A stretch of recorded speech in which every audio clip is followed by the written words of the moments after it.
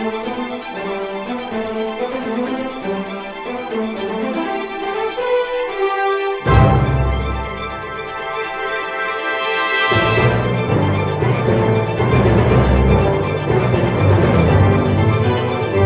everybody, to the History Class Podcast. My name is AJ Morgan, and I'm here alongside my father, Jason. Hi.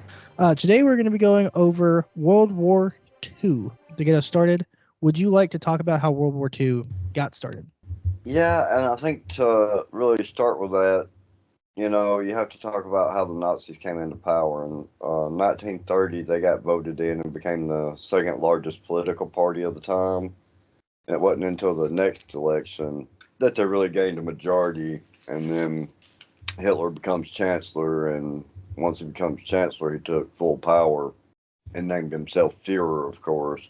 But, that's how that happened, and he started weaponizing Germany immediately, because under the Treaty of Versailles at the end of World War One, their army was limited to a certain number, they couldn't have but a certain amount of aircraft, and I don't think they were supposed to have a navy at all, and he just started building up everything.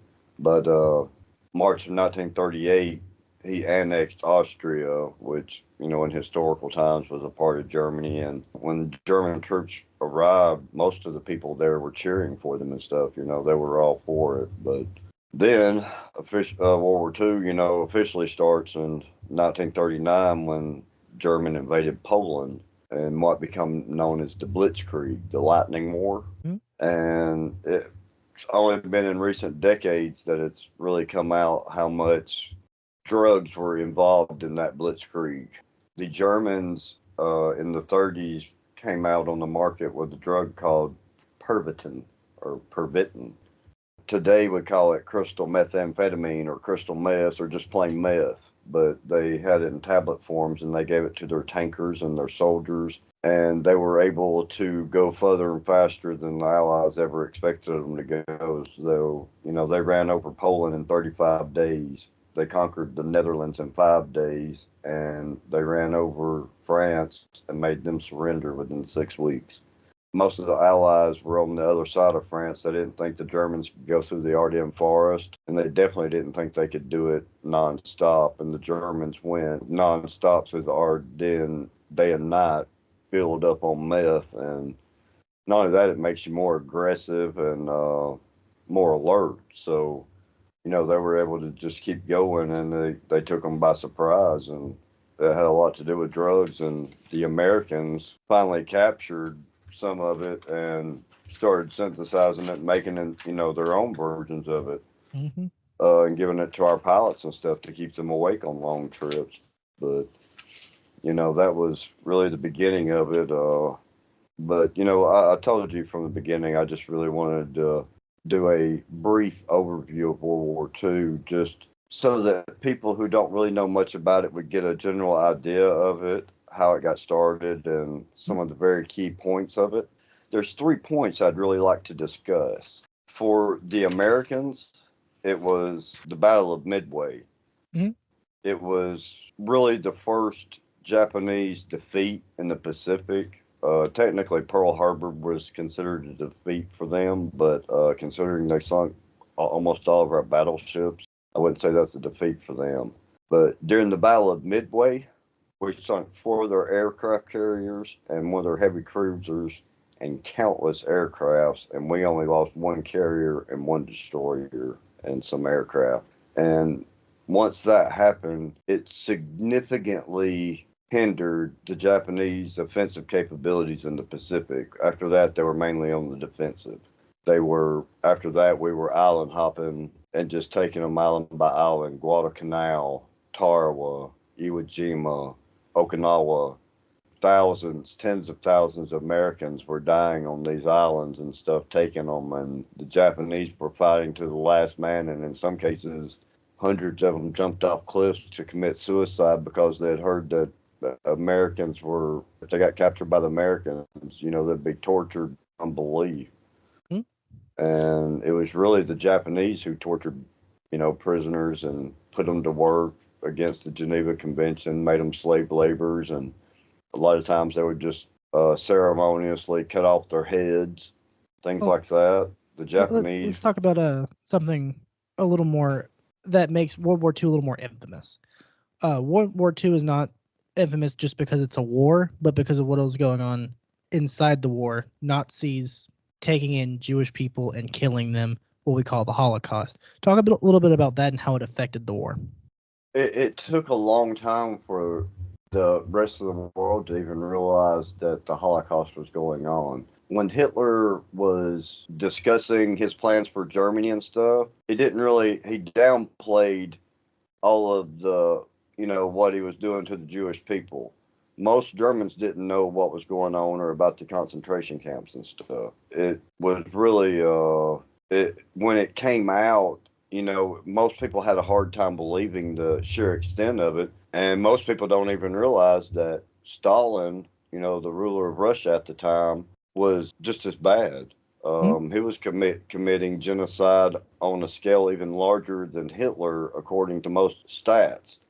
But Hitler is the one that went down in history as a monster. But the Holocaust was horrific, and what they did to the Jews was just horrible. The Jews have had a really bad time throughout history, for different places like that. And this reminds me of a story, and I'd like to throw it in right here. German was rolling across Europe. There were a lot of Spanish Jews that were trying to get into Portugal to get away from the Germans. And there was a guy that was in charge of the visas. And I wish I could remember his name, but I don't. But he was told specifically not to give, refugees these visas and stuff. And he went home and thought about it for a night. And the next day he went in, and for 2 weeks he had his entire staff, plus he brought his family in, and they made over 30,000 visas to get Jewish people out of Spain and into Portugal. He single-handedly was responsible for saving more Jewish people during World War II than any other single person. He became a pariah because of it. His government, had given him instructions not to do that. He died a broken man, but in the late 80s, I want to say it was 1989, his family kept fighting, and he was finally recognized for his accomplishment. And check this out. 3 of the people that he gave visas to are very, very well known and may have died in concentration camps if it hadn't been for this man. One of them was the very famous artist Salvador Dali, and the other 2 were the couple who was responsible for writing the children's book Curious George. Just had to throw that in there. Moving on a little, when it comes to Americans, a lot of the war that we learn about is what we are in. 1941, Japan bombs Pearl Harbor in Hawaii. Why didn't America join the war up to that point, and why did that happen and make us join the war? There's a lot of reasons, but mainly America was sitting back and building up our tanks, our ships. The whole time we were sending what they called Liberty ships full of supplies to Britain to supply them. We were sending them arms and ammunitions and weapons and mines, foodstuffs, you name it. And a lot of those were getting, the Liberty ships were run by merchant marines. I don't know if you know what that is, but it's basically sailors who have gotten a license to be a maritime sailor. They're licensed to be on the water and run ships and blah, blah, blah. But they were civilians, and many, many, many of them got sunk by U-boats. Even the sinking of the Lusitania, where hundreds of American civilians were sunk or killed, by the U-boat that sunk it, still didn't join us.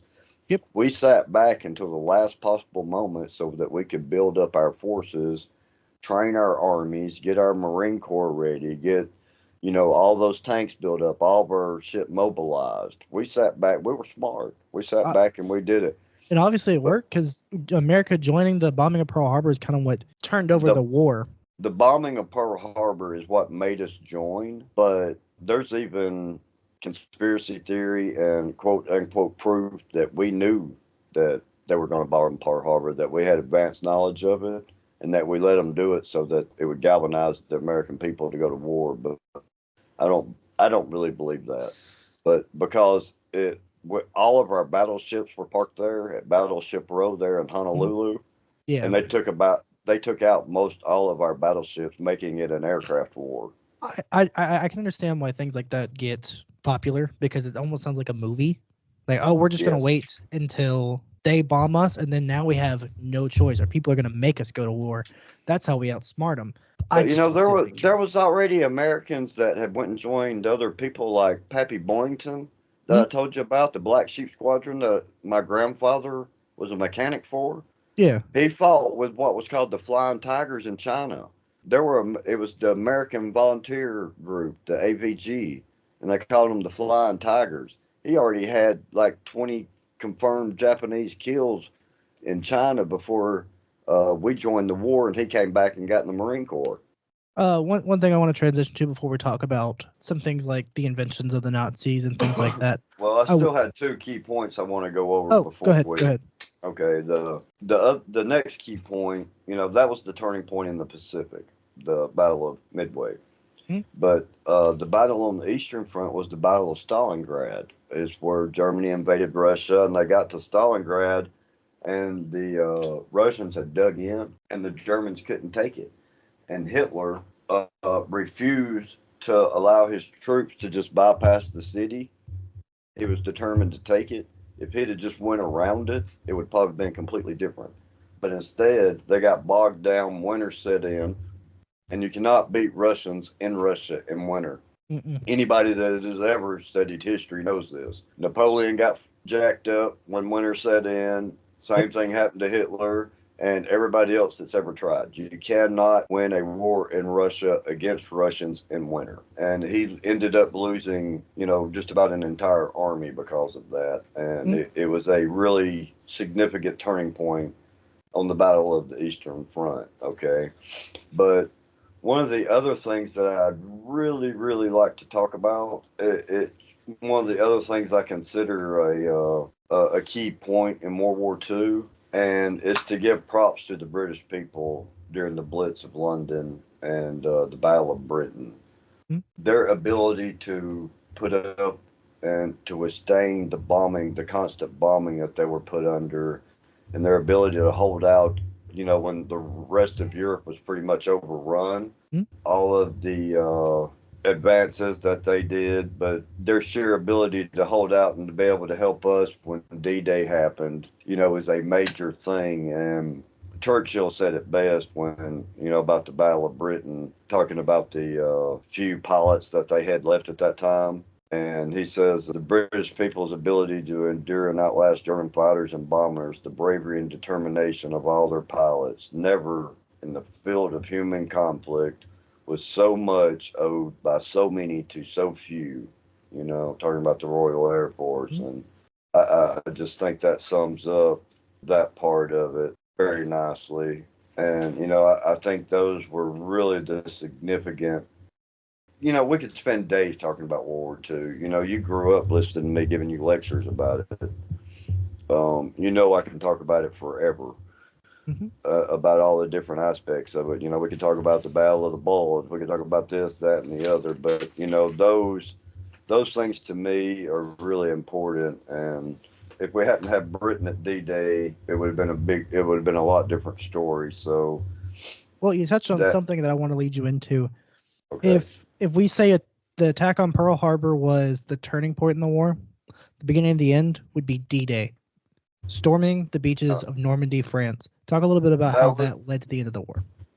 Well, that led to the end of Germany surrendering. That didn't lead to the end of the war.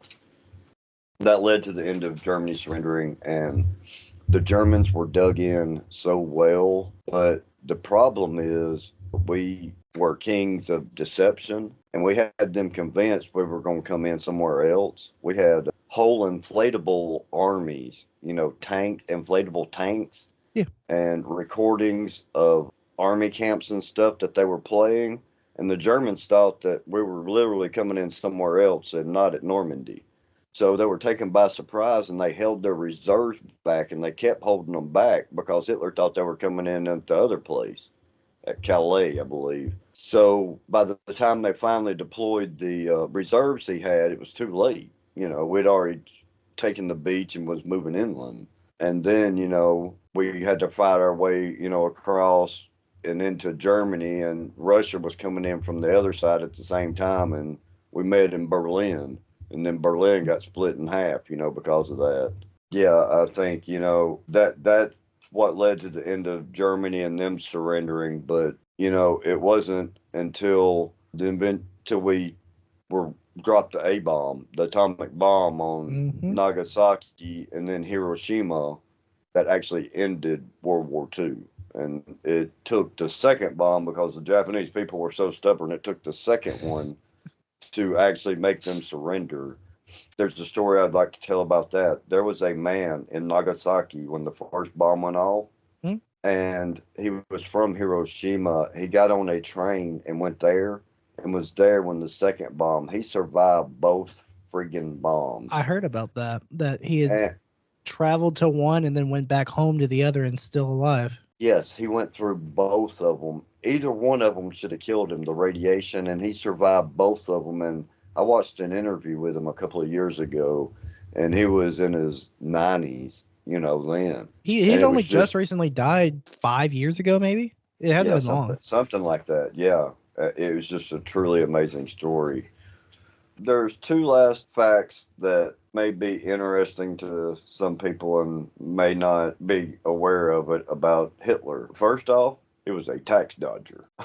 Everybody knows that he was married to Eva Braun and she was much younger, but he really liked younger women. He had an affair with a 16-year-old for a while, and his Padres finally talked him into ending that before it became a problem. And they found one Eva that was Braun of also age. his cousin? Second cousin, I believe. Ugh.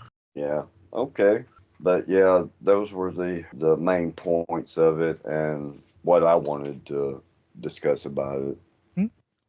Well, it looks like we're running out of time here on the History Class Podcast. I thank everybody for listening, and hope you tune in next week when we'll be going over history of Valentine's Day. A little early, but it's going to lead into some stuff that we're going to be doing. Would you have anything you'd like to say? Yeah, if you're interested in hearing any of my other, whatever you want to call it, on history and science and a few other subjects, you can find me on the Higher Comprehension channel on YouTube. It's supposed to be available on a couple of other ones coming soon, but my partner and I, Chris, are on YouTube as Higher Comprehension. Well, we'll see you next week when we talk about the history of Valentine's Day.